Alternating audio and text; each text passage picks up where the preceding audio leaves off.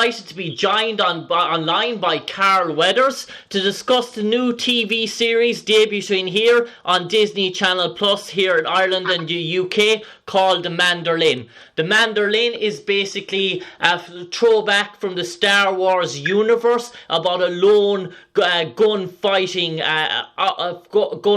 outcast based after the fall of the Empire. I suppose, Carl, in relation to the Mandalorian, how did you get involved and how did it come about that you got involved in such a project? Well, Jim, first of all, it's called The Mandalorian. The Mandalorian. Yes, Mandalorian. Mandalorian. And I got involved because Jon Favreau and I were talking. He asked me to take a look at the screenplay that he had. And, of course, I was very interested in working with Jon. I read what he had written and read this idea, The Mandalorian, and immediately, yes, I want to be a part of this. And I suppose, Carl, your own character, you play a character called Greef Karga. Maybe you can explain to your viewers what this character entails and what did you want to bring across to him? What was your own sort of vision that you wanted to bring him from script into real life? Well, Greef Karga, when you first see him, is head of the Bounty Hunters League. Mm-hmm. And here in this world, the bounty hunters can go out and find just about anyone or anything when there's a price on its head and bring it back and make a living that way. Mm. Greef can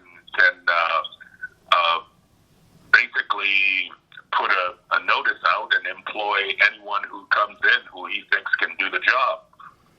But he also has I guess you could say a little bit of a duplicitous nature because for him it's also how much money he can make. So when I first read it, I found it really interesting because Greef Karga is not someone that you can easily figure out and get a handle on. But as I read on and on through the first episode of the show, I realized there was a lot more to Greef Karga and that I could perhaps have the opportunity to expand on it. And as we shot and as we went through this first season, there was a lot of opportunity. So he winds up being a very interesting character. Yeah, and I suppose, Carl, in relation to the show itself, in relation to shooting for The Mandalorian, I see you shot in Los Angeles and New York, and was it block shooting involved in that, or how did it go about in relation to the production of one episode? Well, for me and much of the cast, it was shot in Los Angeles area.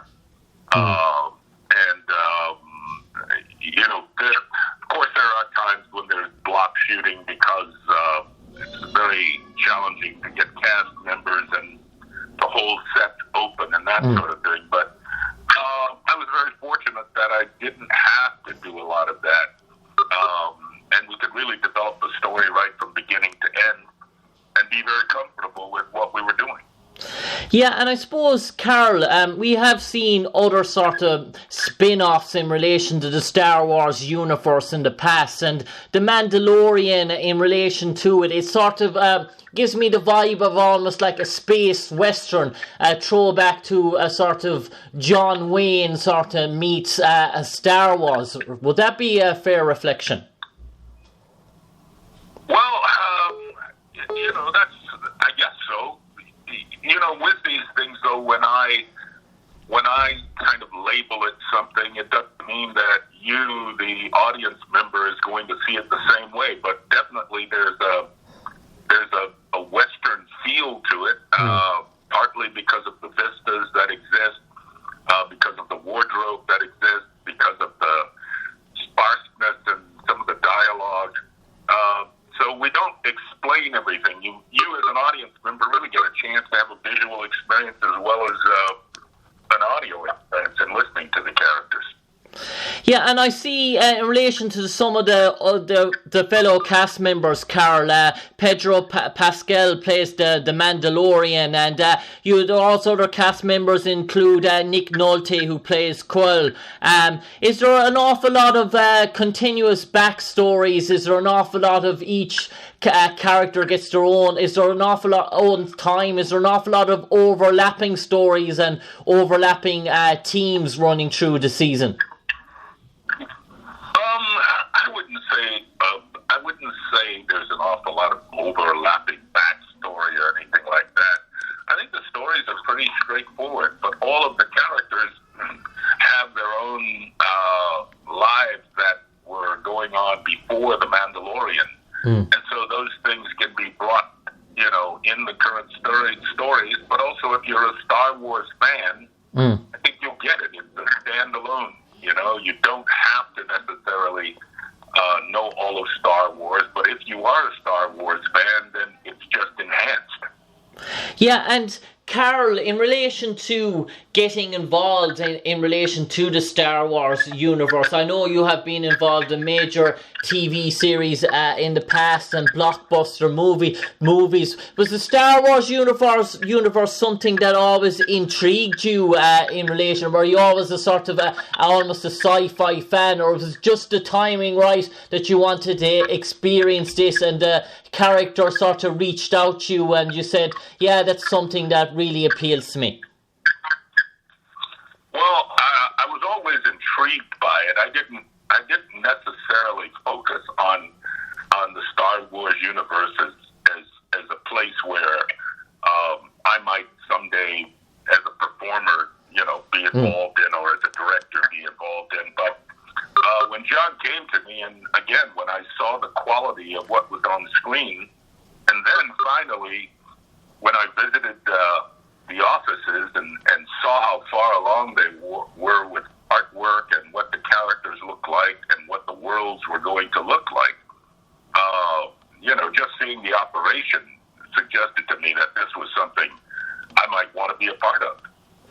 Yeah, and Carol, in relation to our viewers, in relation to our Irish audience that are going to be tuning in relation to Disney Plus channel here in Ireland and the UK, what do you think that is going to be so intriguing for them that they're going to view in relation to the Mandalorian that is going to sort of grip them? And do you think it's a story that is based for young and old, or has it a specific sort of target audience, being that Star Wars audience? But if you weren't a lover of Star Wars, is this something new that you could come about, that you can watch and get into?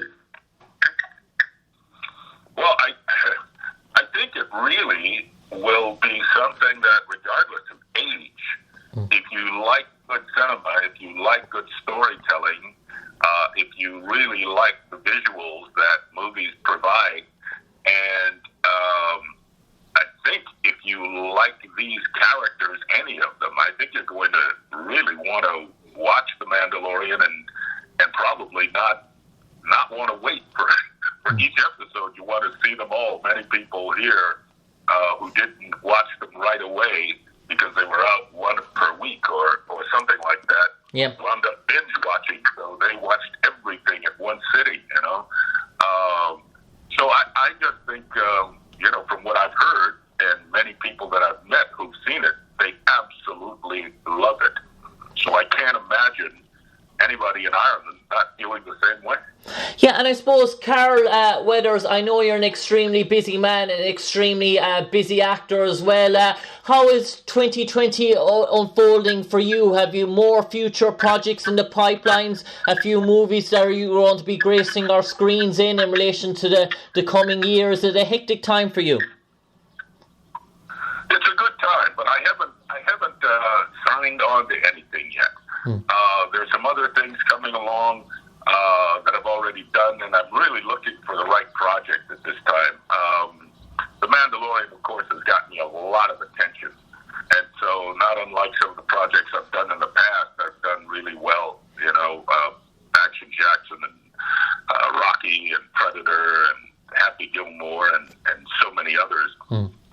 But this has really provided a very new and fresh others from different directors and producers. So I'm excited about the potential for this year and the years to come. I suppose, Carl, it'd be a grief of me not to ask you, have you ever visited our shores here in the Emerald Isle? And if you have, is it something that you would like to come back and visit the country of Ireland? Of course I've been there. I've been to the north and to the south and was treated unbelievably well by the people of Ireland, and thought it was absolutely gorgeous and had some really good food. And in fact, I drove from the south to the north, so I got a chance to see a bit of the country, And yes, I will be back, without a doubt. And Carl Weathers, we'll leave it over to you now for the last 30 seconds. You might entice our audience why they should tune in on March the 21st, 24th for the premiere of The Mandalorian on channel Disney Plus here in Ireland and the UK. Over to you, Carl. Well, if you like to be entertained, if you like good storytelling, if you like shows that don't look like anything else on television, then you must watch The Mandalorian. Enjoy. I look forward to hearing from all of you about how much you liked it. Thank you. On that note, Carl Weathers, an absolute pleasure to talk to you on the airwaves this evening as we look in great anticipation for the debut of The Mandalorian on channel Disney Plus on March the 21st. Carl Weathers, an acting icon who's graced the screens from Predator to Rocky, and he keeps bringing out quality work to this day. Carl Weathers, an absolute pleasure for me, Jim Conlan, to talk to you this evening, and we wish you all the best in your future endeavours. Take care, Carl. Thank you, Jim. Thank Pleasure you. talking to you. Bye-bye.